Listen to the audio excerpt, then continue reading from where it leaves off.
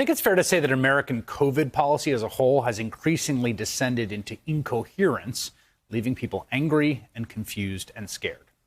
Take, for instance, this LA County restaurant owner's frustration about a ban on outdoor dining, which makes some sense, while a film crew set up a catering tent next door. I'm losing everything. Everything I own is being taken away from me. And they set up a movie company right next to my outdoor patio. Tell me that this is dangerous, but right next to me as a slap in my face,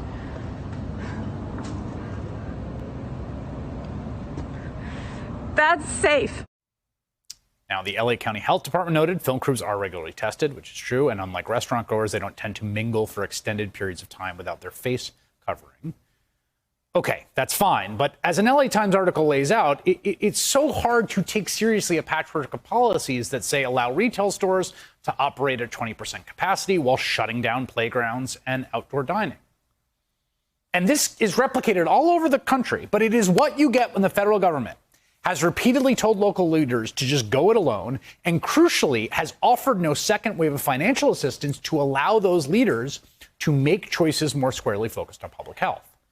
LA Times columnist Erica Smith, who wrote that piece titled "California Politicians Can't Explain Their COVID-19 Rules, There's a Reason for That," joins me now. I really liked your column, Erica. Tell me, I mean, California is particularly in LA, is in bad shape, really bad shape, and there's a new level of shelter-in-place orders going in.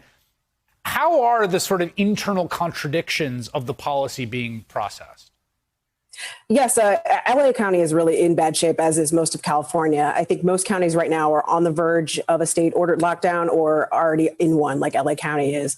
But unlike the buy-in that you saw in the spring when COVID was new, we didn't know all the rules. Now there's a lot more anger and frustration about the rules and how they play out. For example, as you mentioned, playgrounds have been closed, but shopping malls are still open, granted at a reduced capacity. So it's hard for people to understand why one is safe, but the other is not, particularly when you're dealing with parents who have their kids at home and haven't been able to put them in school or do anything else with them while they work from home or while they're working in themselves. So it's pretty stressful out here right now. You know what? There was your colleagues also wrote a sort of similar a piece along the same lines as your column, sort of reporting out people's frustration. And one thing that struck me is what's maddening is in a place like LA, right?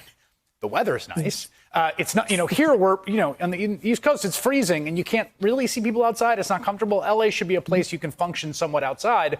But when you look at the playgrounds, it's like the government controlled the playgrounds and can close them and not put anyone out of business. So that's a way of signaling seriousness. But then to close a mall, which is probably more recommended for health reasons, would cost jobs.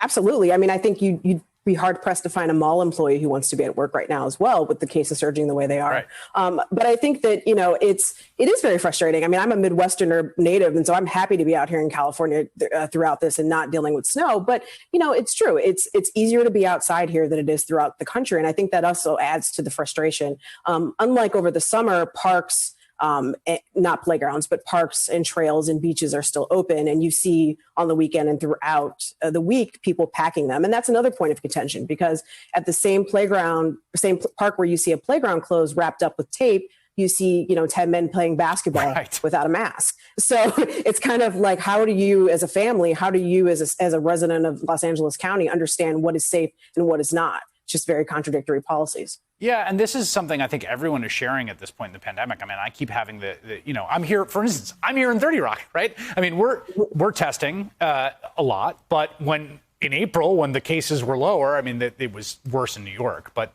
we were all home, right? So there's a weird mismatch in everyone's life right now between the seriousness of the pandemic, which is the worst it's ever been, and the fact that when things let up, people got used to finding some semblance of normalcy that now feels like it's being taken away. Exactly. And because that semblance of normalcy has kind of come back a little bit, I think that, and for a long time, the cases were at a manageable level. People don't really understand exactly what changed. I mean, there's all sorts of speculation here in LA County. There's, the Dodgers winning the World Series. There's the Lakers winning the finals. There's the celebrations after Joe Biden won the presidency. There's just Thanksgiving, which I guess we're now starting to see cases trickle in from that, despite urging from public health officials to stay home.